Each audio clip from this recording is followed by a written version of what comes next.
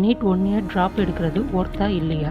1 year ஃபுல்லாக படித்தும் seat கிடைக்கலன்னா 1 year waste ஆகிடும். டாக்டர் ஆகணுங்கிறது உங்கள் லட்சியம் மட்டும் இல்லை, உங்கள் பேரண்ட்ஸோட கனவும் தான். அப்போது என்ன தான் பண்ணுறது? உங்களோட ஸ்கோரை வச்சு 3 கேட்டகரியாக பிரிக்கலாம். இதில் நீங்கள் எந்த இடத்துல இருக்கீங்கன்றதை வச்சு உங்களோட ஃப்யூச்சரை நீங்கள் டிசைட் பண்ணிக்கலாம். ஸோ இந்த வீடியோவை ஸ்கிப் பண்ணாமல் ஃபுல்லாக பாருங்கள். உங்கள் கட் ஆஃப் 550லேருந்து 650க்குள்ளே இருக்குன்னா நீங்கள் தாராளமாக வெயிட் பண்ணலாம். அவசரப்பட வேண்டாம். அஃபிஷியல் கட் ஆஃப் வரட்டும், கவுன்சிலிங் அட்டன் பண்ணுங்கள். உங்களுக்கு கவர்மெண்ட் மெடிக்கல் காலேஜில் கிடைக்கிறதுக்கான பாசிபிலிட்டிஸ் நிறையவே இருக்குது.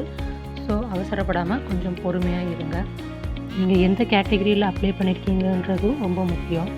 எஸ்சி, எஸ்டியா, ஓபிசியா, அதை வச்சு உங்களுக்கு நல்ல காலேஜில் சீட் கிடைக்கும். ஸோ நம்பிக்கையோடு இருங்க. 400லேருந்து 500க்குள்ளே உங்கள் ஸ்கோர் இருக்குன்னா நீங்கள் கண்டிப்பாக ட்ராப் எடுக்கலாம். ஏன்னா 150 to 200ங்கிறது அச்சீவபிள் கோல் தான். ஆனால் கரெக்டான ஸ்ட்ராட்டஜியும் ஸ்டடி பிளானும் போட்டிருந்தீங்கன்னா உங்களால் நெக்ஸ்ட் இயர் கண்டிப்பாக சீட் வாங்க முடியும். தேர்ட் அண்ட் ஃபைனல் பாயிண்ட் ரொம்பவே முக்கியம். அது என்னன்னு பார்க்குறதுக்கு முன்னாடி உங்கள் ஸ்கோர் என்னன்னு கமெண்ட்டில் சொல்லுங்கள்.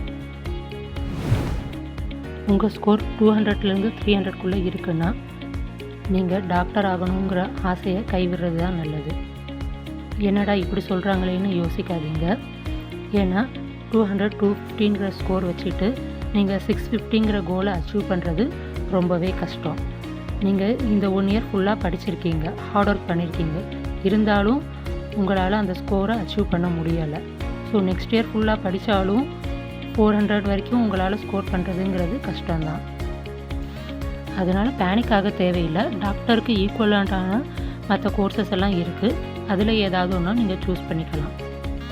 இப்போ சொன்ன இந்த 3 கேட்டகரியில் நீங்கள் எந்த கேட்டகரியில் இருந்தாலும் சரி, நீங்கள் எந்த முடிவு எடுக்கிறதா இருந்தாலும் சரி, உங்களோட பேரண்ட்ஸையும் கன்சிடர் பண்ணிவிட்டு முடிவெடுங்க. ஏன்னா இதில் உங்களோட உழைப்பு மட்டும் இல்லை, உங்கள் பேரண்ட்ஸோட உழைப்பும் அடங்கியிருக்கு. ஸோ எதுவாக இருந்தாலும் 1க்கு 2 தடவை நல்லா யோசித்து பொறுமையாக முடிவெடுங்க. All the best.